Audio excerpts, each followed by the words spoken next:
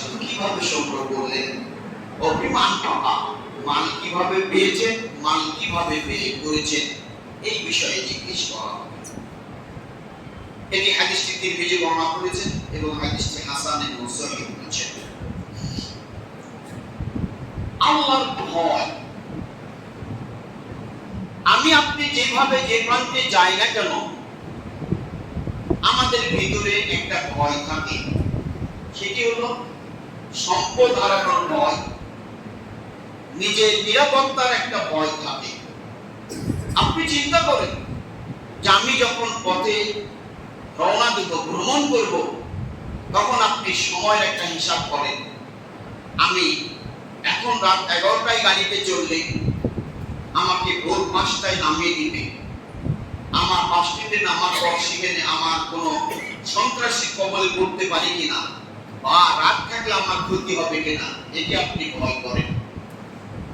আপনার গন্তব্য পৌঁছার জন্য সন্ত্রাসী হোক, ডাকাত হোক, চোর হোক, এই কবল থেকে বাঁচার জন্য আপনি ভয় করে আপনার মূল্যবান সম্পদকে আপনি গচ্ছিত রাখেন, লুকায় রাখেন, আপনি হেফাজত করে রাখেন।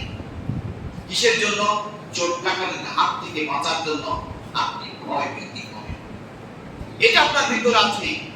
কিন্তু আল্লাহ ভীতি যদি থাকে তাহলে এটা কত দামি।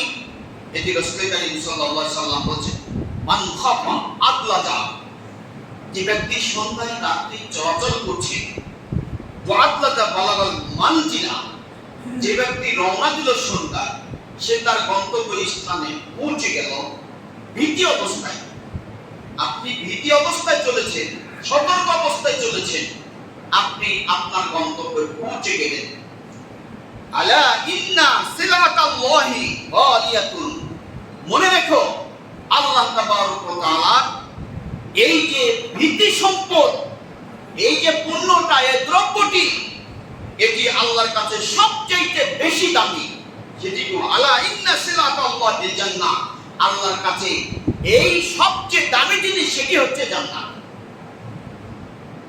আপনার সম্পত্তি ভয়ে আপনি গোপনে নিয়ে চোর ডাকাতের হাত থেকে বাঁচার জন্য, যেমন আপনি নিরাপদ স্থানে পৌঁছার জন্য যে ভয় করে আপনি নিরাপদ স্থানে পৌঁছে গেলেন, ঠিক আপনি যদি এই ভয় করে, অর্থাৎ আপনি যদি সৎ আমলের মাধ্যমে আল্লাহ এবং রাসূলের দ্বীন সম্পর্কে জেনে যদি এই ভয় করে যদি আপনি চলেন, আপনার পথটিকে যদি আপনি সঠিকভাবে পরিচালিত করতে পারেন, তাহলে আল্লাহ তাবারক ওয়া তাআলার সবচেয়ে দামি সম্পদ যেটি হলো সেটি হলো জান্নাত।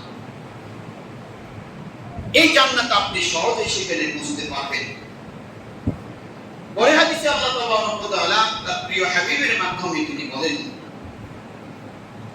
যে মানুষ পৃথিবীর বুকে যা কিছু করছে এর রেকর্ড আল্লাহ তাবারক ওয়া তাআলা ভেঙে দিবেন। প্রত্যেকটি অফিস আদালতে সব কিছু রেকর্ড আছে, কিন্তু আল্লাহর রেকর্ড হচ্ছে এই জমিন।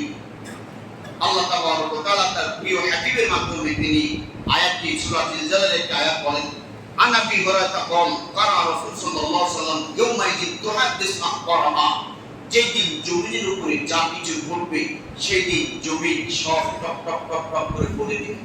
জমিন কথা বলবে। আপনি মাটি পরীক্ষা করেন যে মাটি আপনার গভীরতায় কত কত ভিত দিতে হবে, পানি কতটুকু সুবৃষ্টি পানি আছে, সেটা আপনি পরীক্ষা করেন, মাটি পরীক্ষা করেন, ঠিক আছে, জমিন পরীক্ষা করেন। আর আল্লাহ এই জমিনের উপর ছেড়ে দিয়েছে মানুষের ভোগ বিলাসের জন্য, বসবাসের জন্য। আল্লাহ এই জমিন দিয়েছে মানুষের ইবাদতের জন্য। এই জমিনকে মানুষ অনেক ভাবে ব্যবহার করছে। এই জমিনে যা কিছু ঘটেছে সব রেকর্ড আছে। অথচ এই জমিন সব ভাগ করে দেব, আমার এত বিঘা সম্পত্তি আছে, আমি এত বিঘা জমির মালিক, আমার এত একর জমি আছে। আপনার সরকারি নিয়ম অনুযায়ী জমির রেকর্ড, খাজনা, খারিজ সবকিছু আছে। সবকিছু ভাগ করে দেওয়ার পর জমির কাছে এখনো মিটে নাই, বা এই জমির ভাগ সন্তান সন্ততি এখনো সম্পূর্ণ পাই নাই। কিন্তু আমি আপনি এক সন্তানকে ঠকিয়েছি, মেয়েকে ঠকিয়েছি, বা বড় ছেলেকে দিয়েছি, ছোট ছেলেকে দেইনি, ছোট ছেলেকে দিয়েছি, বড় ছেলেকে দেইনি, ভাই দিয়েছি, ছোট ভাইকে দেইনি, ছোট ভাই দিয়েছে, বড় ভাইকে দেয়নি। এরকম ভাবে জমি সব ভাগ বটরা করে দিয়েছেন, করে এই জমিন আপনি চালাচ্ছেন। কিন্তু এই জমিনের ভিতরে যা কিছু ঘটবে সেই দিন জমিন টক টক টক টক করে সব কিছু পড়ে যাবে। সুম্মা ক্বাল আতাদুরা মা আখবারুহা, তোমরা কি জানো ওই খবরটা কি? ক্বালা আল্লাহু ওয়া রাসূলুহু আ'লাম, সেটা হচ্ছে আল্লাহর রাসূল সবচেয়ে বেশি জানেন। ক্বালা ফাইন আখবারুহা ইন্না তাশহাদু আলা কুল্লি আবদিন ওয়া আমাতিন ওয়া বিমা আমিলা আলা যহরিহা তাকুলু আমিলতা কাযা ওয়া কাযা। সেই দিন তখন জমিনের উপরে রাজা হোক, বাদশা হোক, উজির হোক, নাজির হোক, যেই হোক না কেন, জমিনের উপরে সব কিছু সাক্ষী দেবে, কথা বলবে। ওগুলি বলার পর তখন জমিনের উপরে যা কিছু ঘটেছে, যতই গোপনে করেন না কেন, যতই আপনি নিরাপত্তাতে করেন না কেন, ওগুলি সেদিন সব পরিষ্কার হয়ে যাবে। তখন আপনার সামনে বলা হবে, তখন তাকে বলা হবে আমিলতা কাযা ওয়া কাযা বিয়ৌমি কাযা ওয়া কাযা, তুমি কি এই কাজ করেছো, এই দিন এই কাজটা করেছো, 3 লোক থাকবে। আপনি আপনার মোবাইল স্মার্টফোন ব্যবহার করেন, সেখানে কত সেকেন্ডে দিলেন, কত মিনিট হলো, কত দিন গেল, কত সময় গেল, কত সপ্তাহ গেল, কত মাস গেল, ওগুলি সব রেকর্ড থাকে। একটা মানুষ তৈরি করেছে, সব রেকর্ড। আর এই জমিনের উপরে আপনি গাড়ি চালাচ্ছেন, বিমান চালাচ্ছেন, হেলিকপ্টার চালাচ্ছেন, আপনার ট্রেন চালাচ্ছেন, জমির উপরে অনেক কিছু স্থাপনা, সব কিছু আপনি তৈরি করেছেন। এই জমিন আল্লাহ রেকর্ড করে রেখেছেন, এগুলি সব পরীক্ষা। এই জমিনের উপরে কত ফসল আপনি উৎপাদন করছেন। প্রথমে যাই আমি বললাম যে আল্লাহকে ভয় করলে তার জন্য 2টি জান্নাত, আরেকটা 2টি জান্নাতের বৈশিষ্ট্য ওই আয়াতের শেষে আছে, সেটি হলো এই যে একটা জান্নাত হবে খেজুর, আঙ্গুর, আপেল, এই সমস্ত ফল-ফলাদি যত আছে এইগুলি, এটা জান্নাত দেওয়া হবে। কিসের কারণে? আল্লাহকে ভয় করার কারণে। এইগুলি তার জন্য ব্যবস্থা করা হবে। আরেকটা জান্নাত বাকিটা হবে, সেটা হলো ধান, মসুর, ডাল, পেঁয়াজ, রসুন, শসা, শাক সবজি বলতে যত উৎপাদিত হয় এরকম একটা বাগান থাকবে। এই বাগানে তার জন্য এইগুলি খাবারের ব্যবস্থা থাকবে।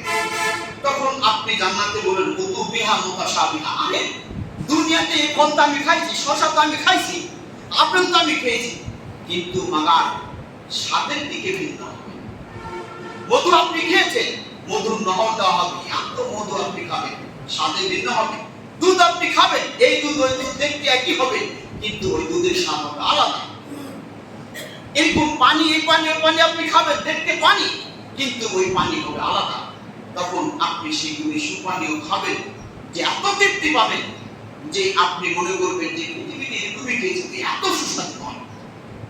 আল্লাহ তাবারক ওয়া তাআলাকে ভয় করলে আমি আপনি সেই দিন জান্নাত পাওয়া সম্ভব, আল্লাহর শাস্তি থেকে মুক্তি পাওয়া সম্ভব।